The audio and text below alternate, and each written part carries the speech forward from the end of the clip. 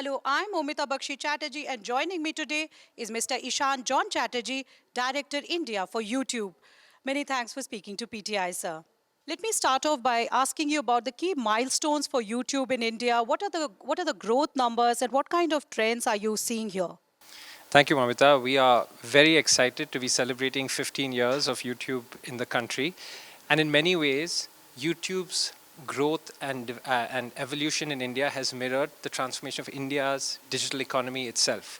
And to your question about some of the highlights, we launched in India in 2008. That was the time when we had traditional media companies really adopt the platform. In 2011, another big highlight is we launched the YouTube Partner Program, which then brought a whole wave of creators onto the platform.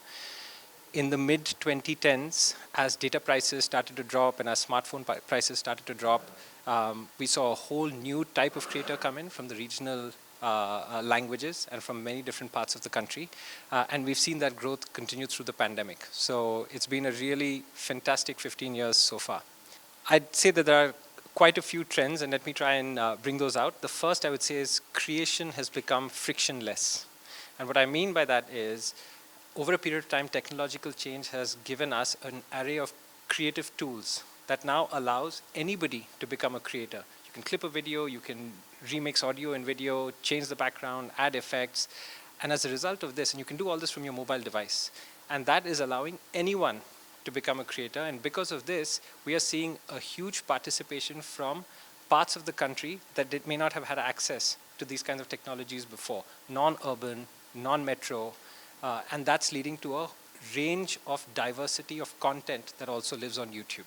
Let me ask you about the India opportunity. How does YouTube look at India opportunity and the potential of this market? India is one of YouTube's most important markets and has been for a long time. We innovate and launch new products in the market regularly. I think the launch of Shorts a few years ago, India was one of the first markets where we launched it.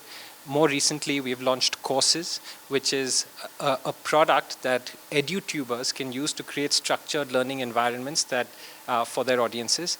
We've also recently talked about Allowed and multi-language audio, which are two features that allow AI-enabled dubbing on the one hand with Allowed, and multi-language audio allows multiple audio tracks for creators to use so that they can transcend language barriers, and together that helps get content out to every part of the country. India is one of the most important markets for YouTube globally, and it has been for a long time. In terms of the trends that we observe, the first I would say is about regional diversity. We have content on our platform and creators on our platform that come from every part of the country across languages, non-metro, non-urban. The second broad trend I would say is this dual growth of connected TV on the one hand and Shorts on the other. In 2022, living room was the fastest growing surface for us, and from a consumption perspective. And on the short side, we saw hundreds of thousands of creators come to YouTube for the first time by creating through their mobile devices. So I think these two trends together will continue to drive growth for us in India. I wanted to bring your voice in on the new Digital Personal Data Protection Bill, which is a flavor of this season, given that it's going to get Parliament approval soon. How does YouTube look at this piece of important legislation, and do you think it's going to drive behavioral changes in platforms?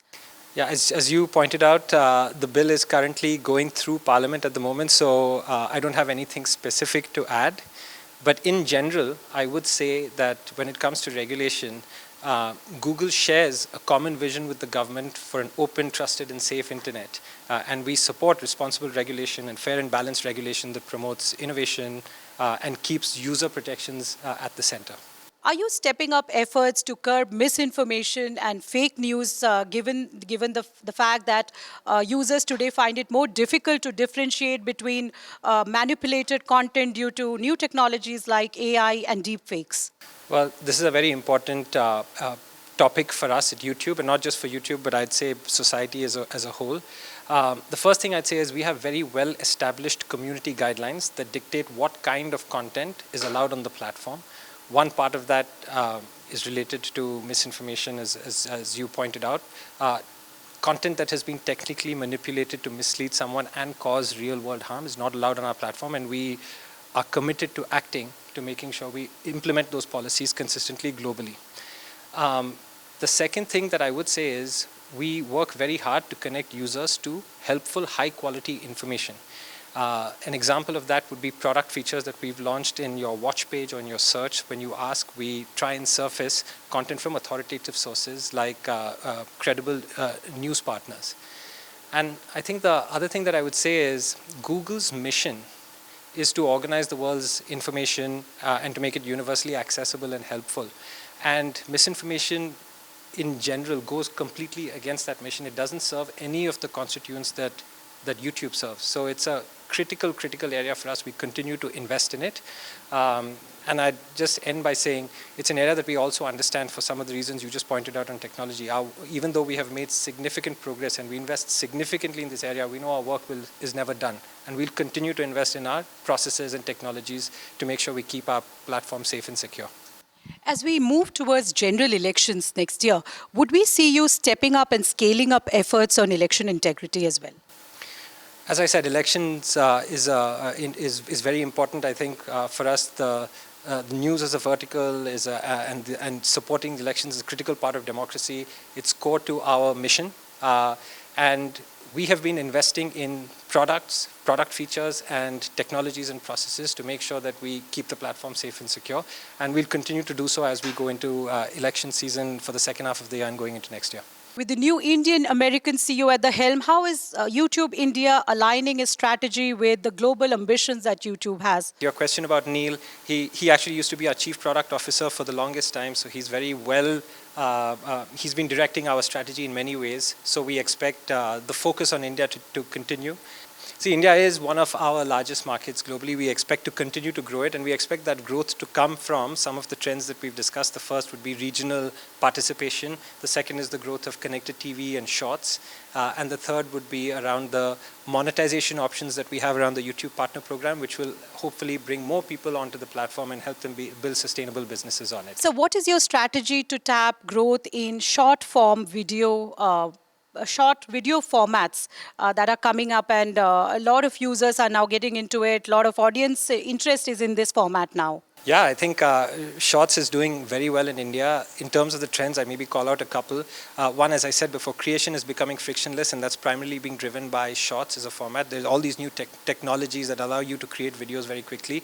The second is consumption itself is shifting and moving to a multi-format world. It is true that there's a lot of Shorts consumption, but YouTube's the only platform that allows you to watch content on short form, on long form, on live, and be able to go across these different formats.